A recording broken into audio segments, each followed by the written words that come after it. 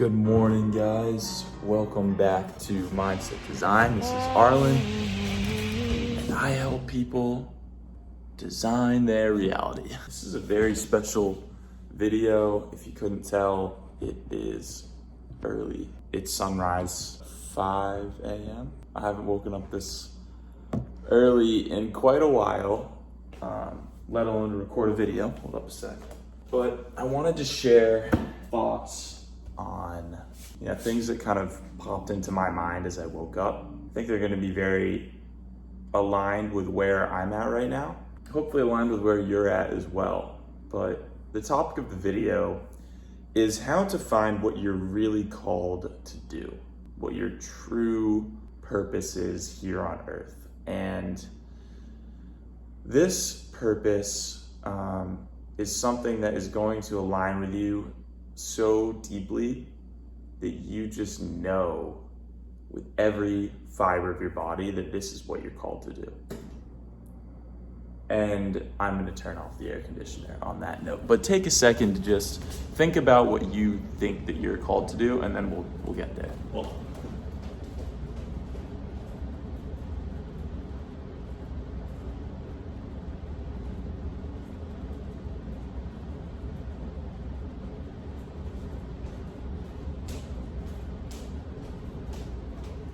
Okay, I've just turned that off. Now we're back. But it's still going. It might take a few to turn off for whatever reason. So, how to find what you're really called to do. And the fact that it's going to align with your heart and every fiber of your body. Okay, so first of all, I'm going to tell you what I believe my true purpose is on this earth to do. And then I'm going to tell you why I think that. So, what aligns most to me and what I have been, I guess you could say, avoiding telling the public, you listening, watching, is that my true purpose, it just sounds a little bit strange. And so I think I may have said other things that, out loud about what I think my purpose is that expresses a part of who I am, but not really the deepest part.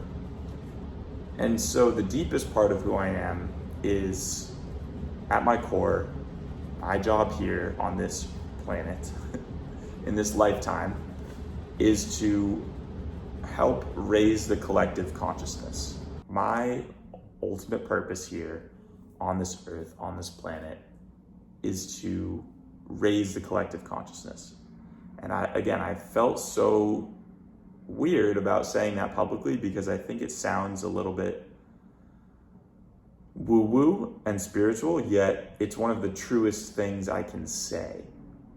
So, I don't know, it's something that I've kind of kept on the back burner for a while, and now I'm kind of come to the surface and saying it, just as I have more clarity about myself, my life, what I'm doing, and also just what aligns to me. So I'm happy to share that with you. Now I want to tell you a little bit of a backstory that I have never really gotten into. But it starts off before I was born.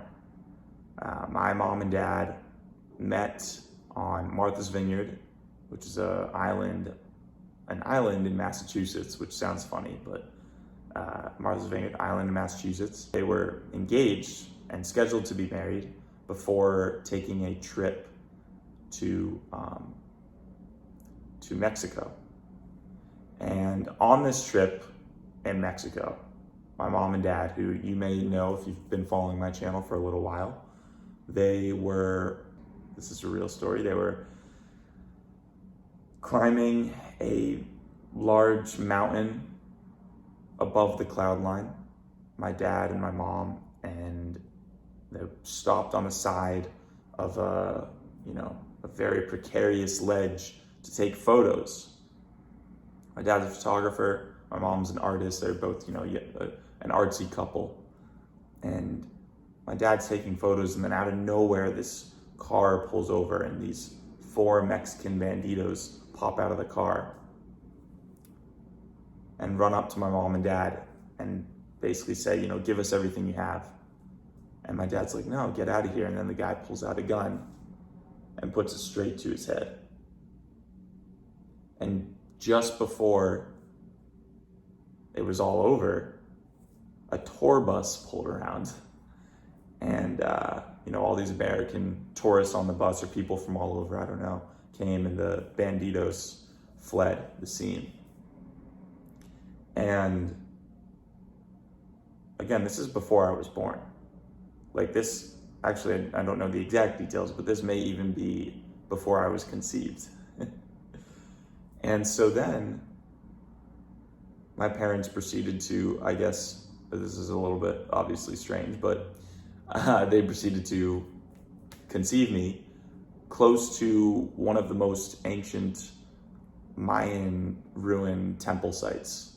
And if you know anything about the Mayans and the history there, it's pretty cool. It's very spiritual and, you know, all about consciousness and enlightenment. And I mean, I don't have the book on me now, but Toltec wisdom, all that kind of very interesting stuff. And I was supposedly conceived in Mexico near Mayan ruins. And that just blows my mind. Within, I think, about a week of that actually happening, my dad got a call from my mom's aunt to say that my mom's dad and mom who were on safari actually in Africa, had been in a plane crash, and that my grandfather was okay, but that my grandmother, Arlene, had died. And this obviously was a tragedy for, you know, my mom, my mom's two brothers, my dad, our whole family. But about a week after that, you know, they were going back to, I don't know the exact timeline, I may be messing this up a little bit, but they were back in Boston, you know, grieving the loss. I think they had already had the funeral. But then my mom comes to my dad and is like, hey, John, I'm pregnant. And that was with me. And so there's, within, you know, a week span time, my mom losing her mother, and then finding out about the birth of her first and only kid, that's me. And they named me Arlen, which is named after Arlene. So I'm not one, and I've never been one, to believe in reincarnation. But if reincarnation is a thing, and if anyone out there believes it, then I think that I am absolutely, like, I am a living case of reincarnation. If you believe in it, and again, I never really have, there's no evidence for it, but like, look, my mom's mom passed away on a plane on safari in Africa. And then my parents conceived me near Mayan temples, and then I was born. And now I'm recording videos about enlightenment and consciousness. I don't know. I think there's obviously got to be something to that, but you know, whatever you believe. So anyway, that happened. So I kind of come from, however you might want to see that or believe that, you know, some type of energy, like that's whether you know, think it's reincarnation or not, that's some crazy, wild energy to be born in that environment, in that type of emotional, you know, just emotional power of death and life and a lot. So that is kind of my very early background, which I haven't shared with too many people, but sharing with you now.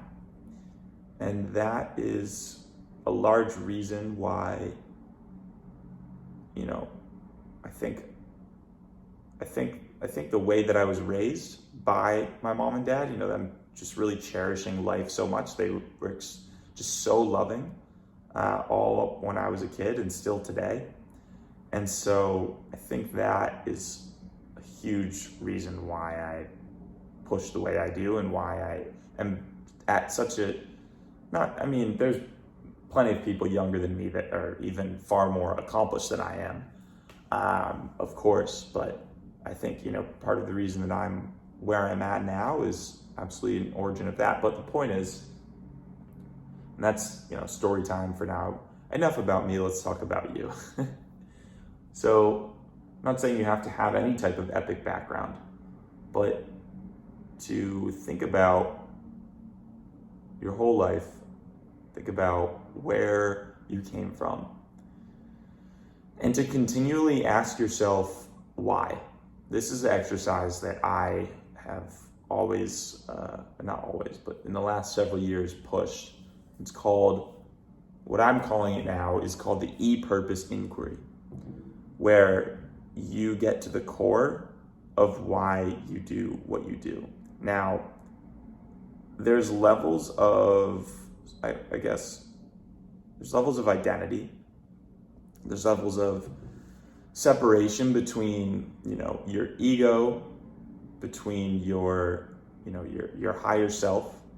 But then even like your higher self has the connection to everything, the all, the universe, spirit, everything that is. And I believe that the universe, because it's scientifically always expanding, that we as humans are always growing, changing, and expanding at the same time. And so our purpose here is to expand and to grow and to help others do the same. And so when I said at the beginning of this video that I think my purpose is and has always been to help raise the collective consciousness, I think that that's probably what your purpose is too, in one way or another. Now, you might be a fitness trainer, and your job is to help people expand their consciousness through fitness. You might be a doctor, and your purpose is to help people raise consciousness through medicine and just through being a great doctor. You might be in high school listening to this and be like, I just play sports and I go to school and I do my homework. Well, you're young, but the point is, wherever you're at right now, your consciousness is expanding. If you're listening to this, your consciousness is expanding. If you're on this type of channel, there's probably other self-development channels that you watch. You're expanding your consciousness, and that is a large part of what your purpose is here to do. Now, again, I help people raise consciousness through mindset and through making fun and entertaining videos. There's levels to it, right? I resonate and hit people on different layers of the spectrum of consciousness. So my videos on my other channel, my main channel, have always been to entertain and enlighten and humor and draw people in. Whereas this channel, which is going to be much more consistently uploaded on, and I don't even have to knock on wood, I was going to, but it's just like, it's happening. This channel has always been to kind of give a glimpse into the more higher, not even higher version of myself. Some could even argue it's lower, because some could argue that this channel is actually somewhat of a lower vibration than the other channel, because it's very based in reason and intellectual thought. And while a lot of my words on this channel, like the words earlier, come directly from the heart, these words now are more intellectually stimulating. They're more hitting on a basis of reason. And that reason is lower than words coming from the heart. My other channel, as much as I try to, comes from, it definitely can be lower. It can be in, the drama, I guess, just base entertainment stuff. But I always try to include humor and just, friendship and love and all that kind of good stuff, and just good high vibration energy in general. Made lots of effort to ensure that I meditate before a lot of filming. And so who really cares what the difference vibrationally between the channels is? But back to your purpose. I think that if there's anything that you take away from this video, it's that at the very top of the purpose chain is your spiritual purpose, which is very likely connected to raising collective consciousness. But under that, there's what I like to call the E-purpose, okay? And this is definitely usually connected to your outer purpose. For me right now, my outer purpose is what I'm doing. It's recording this video. But my E-purpose, which is more internal and can explain a lot of why I've done what I've done with my outer purpose, is only found, and you can find yours too, if you perform this E-purpose inquiry.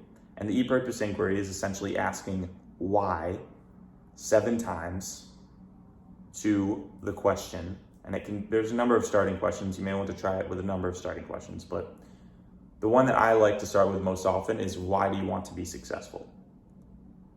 And then what you do is you get a friend or you get a journal, best with a friend, but you can journal as well. And you write down, why do I want to be successful? And you answer why. So I want to be successful because, I think, I just really want to have an impact on the world, and I want to change people's lives. And yeah, you don't feel that at all. You go a level deeper. Why do you want to change people's lives? Why do you want to make an impact on the world?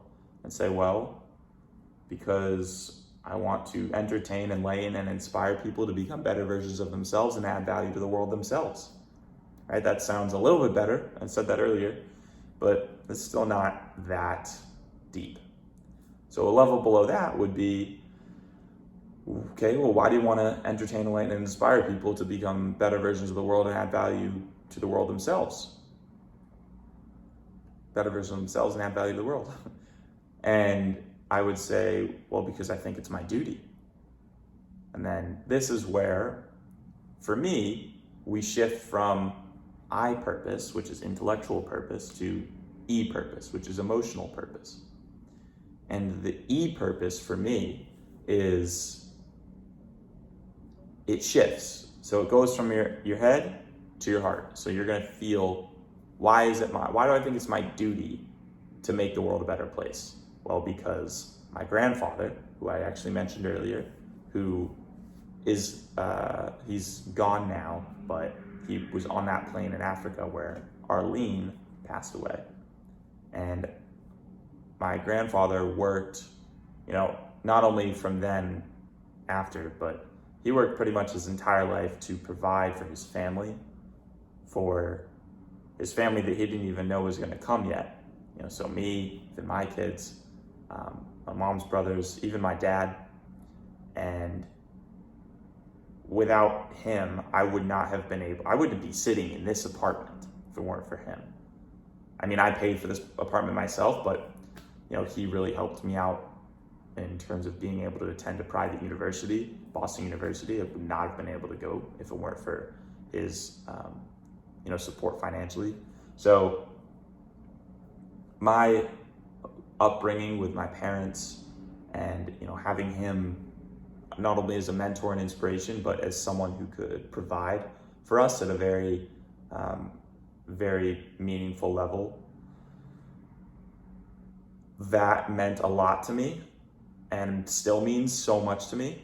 And that's why I don't have it right here, but because it's in my car now, but I have a little statue of him because he always motivates me. Because he gave me all this. He gave my parents all this. He gave everyone in his family so much. And it hurts me a lot because he passed before I was able to show him that all his investment in me was worth it. He passed my freshman year of college. And my freshman year of college, I was just honestly kind of a degenerate. I didn't have a YouTube channel. Like, I just partied a lot. And I was doing self-development stuff. I was trying, but not at this level. And so I think, that obviously means a lot. But look, we have a few more layers to go. This e-purpose inquiry, it takes, I would say, like between 6 to 8 questions, 6 to 8 asking why. And the thing is, where I just kind of very cleanly gave you what I believe my e-purpose is, you may be able to do that for yours, but the chances are that it's going to take some prying, because when you start to get in touch with your emotional side, with your heart, you might even be scared to go there. I've actually had friends I've done this exercise with where they literally run away at the energy they encounter within themselves when I start to ask them these deep questions of like, why do you feel like it's your duty to be successful? They can't do it. They simply run away and do not want to confront, their inner, not demons, but even just their deepest things about themselves. So if you do this exercise and you get to the point where it's hard, you might not be ready, and that's okay, but you will someday. But I would encourage you to try. I would really encourage you to try, because you might find even further realizations. So why is it important to me that, I want to, show my grandfather that his investment was worthy even though I can't? Well, because even deeper, I feel my parents have given me a lot, and I can't stand the thought of not giving them everything now while they're here on this planet, before they are not on this planet anymore. And that's part of the reason that I go so hard. But again, we have to go even deeper. Why do I feel that? And it's because I can't stand the thought of not giving back to someone who has given me their everything. And that, when I say that, I choke up. I almost start crying, because that's just so deep to me. And every time I see someone who gives back in massive quantities, like the God's Plan Drake video made me cry the first time I watched it, because it's just him giving. I think Warren Buffett has a documentary, made me cry. Dude spent his whole life making money, being criticized for being rich, being torn down by public. Pretty much he gave away, he's probably gonna give it all away, but made $80 billion, gave away 50 or 40 billion, like half of it, just give away. Like those big gifts, it's like what I'm in it for, and I again, like in it for emotionally. I think spiritually, we're all here, we're doing our best, and whether I am able to give that some or not, I'm doing a service now, and this is my method of giving back in the moment. So the e-purpose inquiry is asking why to the point where you go from your intellectual brain to your emotional heart, and you give an answer that makes you tear up, hits you deeply emotionally. And that's the e-purpose inquiry. Now, you might be wondering, is there another way? Is there another way I can find what I'm called to do? And the answer is yes. And it goes into narratives, okay? In the school system, we are brought up to believe that you are not supposed to know what you are here on this earth to do until you are older, right? They tell you from the moment you hit high school, really, oh, you're young. You don't have to know what you want to do. You don't have to know what major you want to be. You'll probably even not know in college. You're not supposed to know what you're here to do. And I think what that is that's teachers, adults telling you that you don't know what you're supposed to do, or you shouldn't know what you're supposed to do. Why are they telling you that? They're telling you that because they still don't know what they're supposed to do. It's a reflection of their own insecurity. They're putting a narrative, not an insecurity. It might be an insecurity, But what it really is it's just that they're still caught up in their narrative of I guess I'm not ever supposed to know what I'm supposed to do. I think I've even heard some adults say that. We're like, oh, it's okay, you don't have to know what you're supposed to do. I still don't know what I'm supposed to do. It's a story. So how do you find out what you're supposed to do? Start by telling yourself a different story about yourself. Start by telling yourself, I am someone who knows exactly what I'm supposed to do. And you'll start to align with that. Look, if you're interested in more help with this, you should get the free mindset audit, which explains a lot about reality and it'll probably help you get more clear about what you want to do. You can find that on maximindset.com, MAXI mindset.com, or click the link below. And this is what I help people do. I help people shift the narrative, and I help people unbrainwash themselves, because their whole life they've had people telling them, even themselves repeatedly telling them, I don't know what I'm supposed to do. I don't know what I'm supposed to do. I don't know what I'm supposed to do. Brainwash, brainwash, brainwash. Among so many other different ways that we've been brainwashed, and I undo all of that, and then I make you a person who is on their path, clear about what they're doing in their life, and capable of doing and achieving massive, massive things.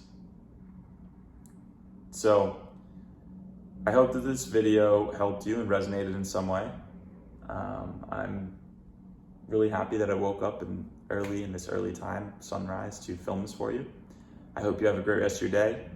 Let me know in the comments what you thought. Drop a like or a dislike, depending what you thought of this video or podcast, whatever format you're viewing. And I will see you next time on the Mindset Design channel, podcast thing that we have here. And